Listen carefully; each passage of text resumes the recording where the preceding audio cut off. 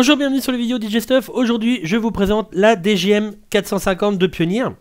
C'est la toute dernière table et enfin une table de voix qui va suivre la DGM, la très célèbre DGM 400 et qui lui succède vraiment à merveille. La boîte à effet a été complètement revue en ajoutant en plus des colorFX et surtout elle a une carte son, 2 entrées de sortie. Enfin, en tout 4 quoi, 2 entrées de sortie ici, enfin, phonoline ici. Et donc la possibilité, donc, avec la carte son, soit de faire sortir des sons directement d'un logiciel, bah là pour le coup ce sera sur Recordbox, ou carrément de faire du DVS si vous avez l'option, l'upgrade DVS sur votre Recordbox. On va voir tout ça, on va s'attarder déjà partie donc table de mixage normale avec les effets etc. Et ensuite à la partie DVS, c'est ni plus ni moins que de mettre un vinyle ou un CD DVS et commuter. Faut juste vérifier 2-3 petits points, c'est-à-dire dans les paramètres que vous êtes bien sur la DGM 400 etc. Que vous ayez bien la voix 1 sur le deck 1, la voix 2 sur le deck 2 en entrée, en sortie pareil, la 1 sur la 1, la 2 sur la 2. Que votre DFS fonctionne bien, hop, je vais baisser le son, que vous voyez bien la forme, voilà, etc. Au cas où, refaire une petite calibration ici. Enfin, voilà, tous ces petits réglages. Et bien entendu, l'essentiel, hop, je coupe là, c'est aussi de commuter ici sur la partie USB, là, le petit ordinateur. Vous voyez aussi au niveau des commutations phono-line, là, sur chaque voix, donc vous pouvez brancher platine phono, platine CD. Et vous avez aussi l'opportunité sur la partie...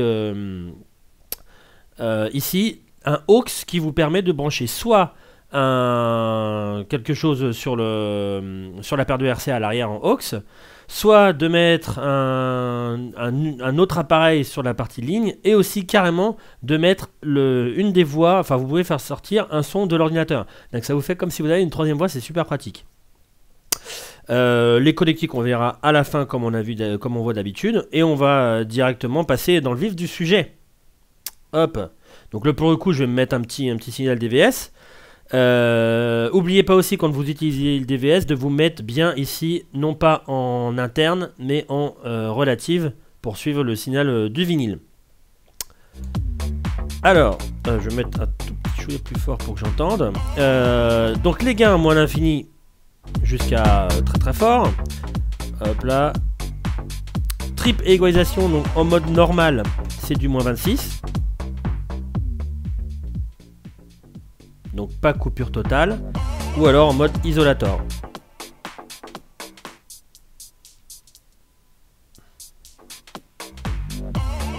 Les colorFX au nombre de 4, avec en plus, comme il a DGM 900 Nexus 2, le petit bouton paramètre, et vous pouvez faire vraiment des trucs super top. Donc le dub echo, qui va être très court au départ, si j'augmente pas le paramètre. Donc pareil, le feedback sur le fader, c'est-à-dire le petit résiduel qui va être très court, voilà. Si je l'augmente un peu,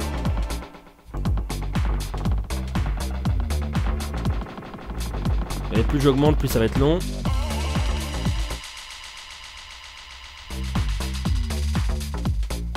Le sweep qui vous fait un gator sur la partie de gauche.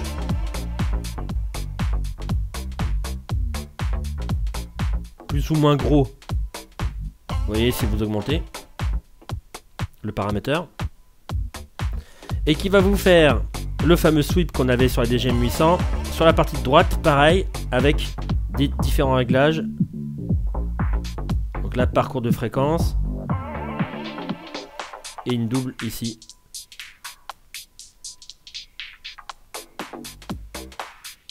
Vous pouvez faire vraiment des réglages très très fins.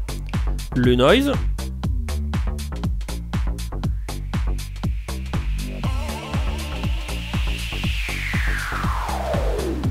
Là, ça sera un volume.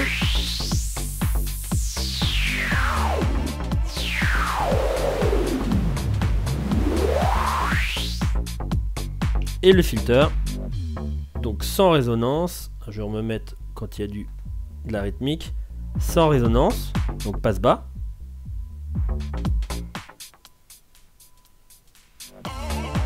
Et avec un peu de résonance.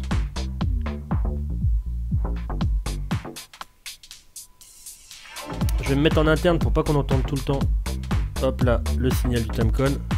Parce qu'au bout d'un moment, ça fait mal aux oreilles. Et si vous mettez la résonance en extrême,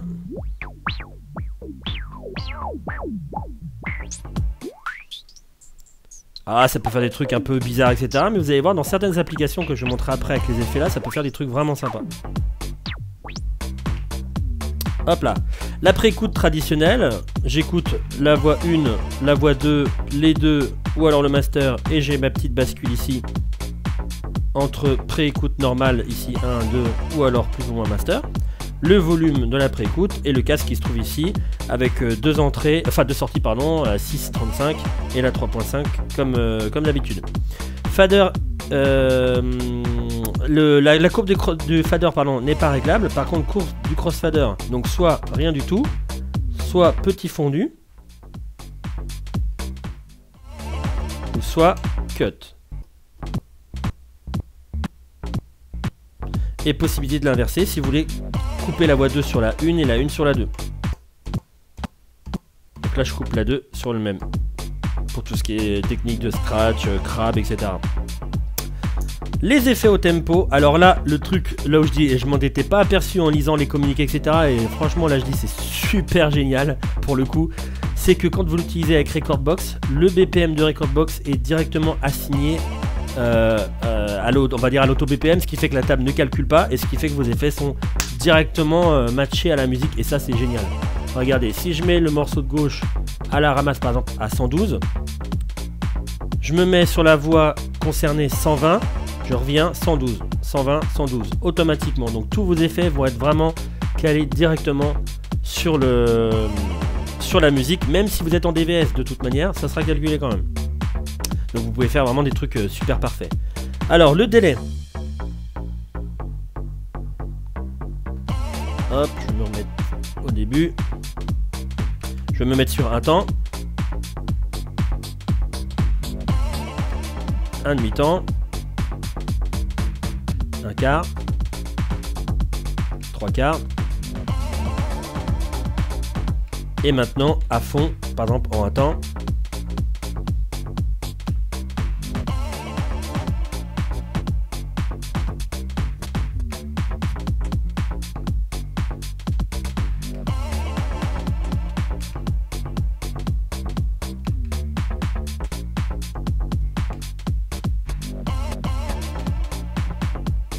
L'écho, je vais me mettre sur un temps, deux temps, un quart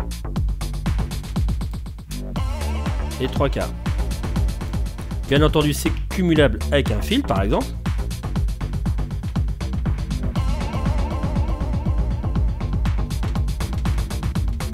Le spirale.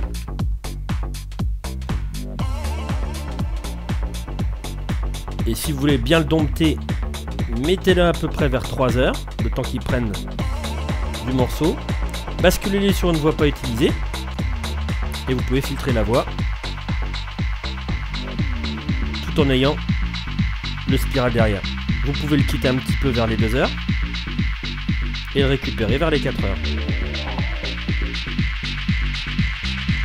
Et après, vous pouvez l'envoyer.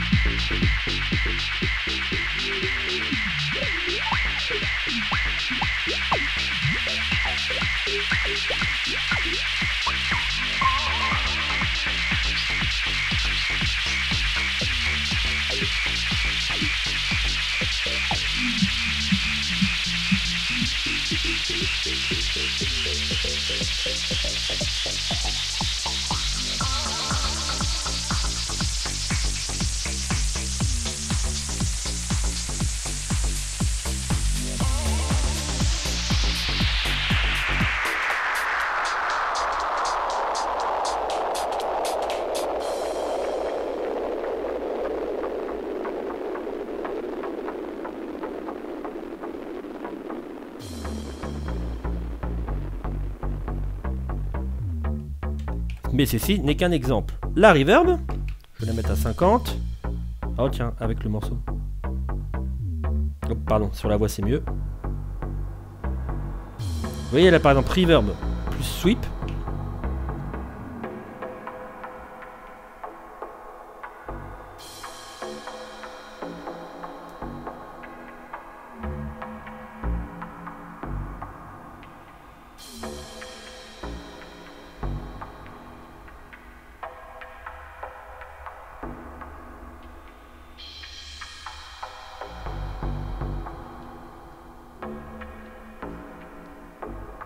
On peut faire vraiment des trucs super fins. Le trans. Ah, pour ça, je vais mettre un peu la rythmique.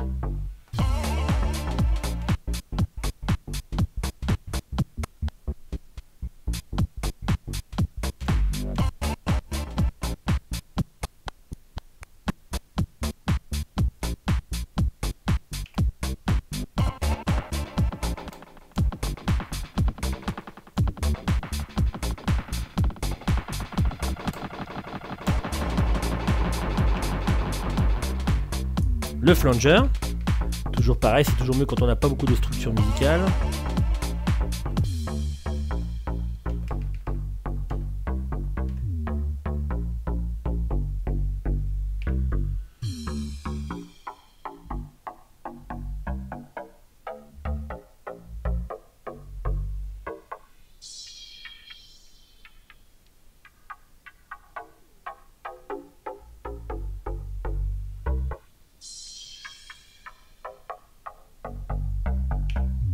Super propre. Le pitch. Le pitch, je vais le faire sur celui-là. Oui, alors, je vais le faire sur la partie plate.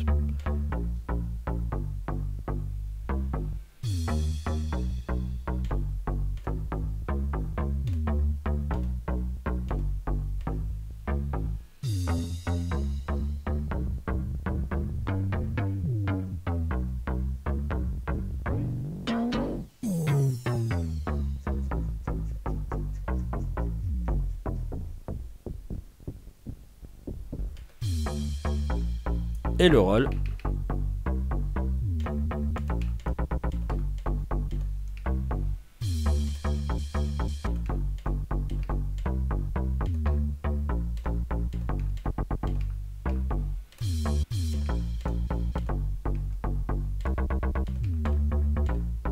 Donc c'est une répétition en boucle par-dessus la musique.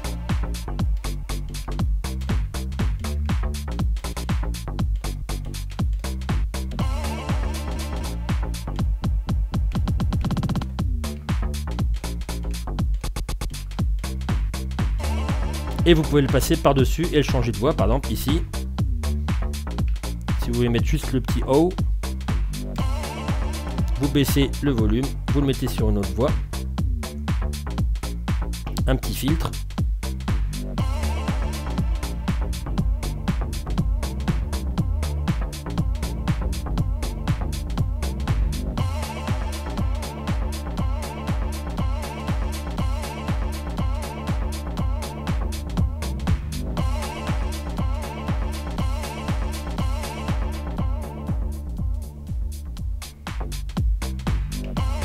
Etc, etc.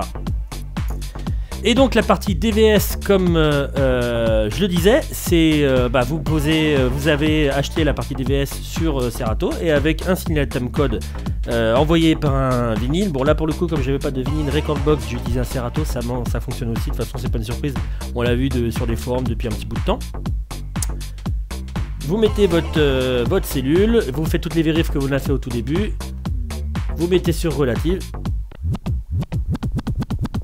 Et le fonctionnement, donc vous guidez votre MP3 ou votre Wave ou AIFF de votre collection directement avec un vinyle. Bien entendu, si je mets phono, j'entendrai le signal. Line rien parce que rien n'est branché. Et USB, ça guide mon morceau. Alors pour les connectiques, c'est tout simple. Vous avez l'alimentation on-off, la sortie master RCA, sortie master XLR, la petite vis de masse pour les platines phono qui en ont besoin, phonoline pour les entrées, l'entrée auxiliaire dont on a parlé là, ici, l'entrée micro en 635, en jack 635, et le port USB pour l'ordinateur. Et on en a parlé, les jacks pour le casque sur la face avant. Voilà, c'était la Pioneer DGM 450. Merci beaucoup d'avoir suivi cette vidéo et je vous dis à très bientôt pour d'autres contenus. Portez-vous bien, ciao!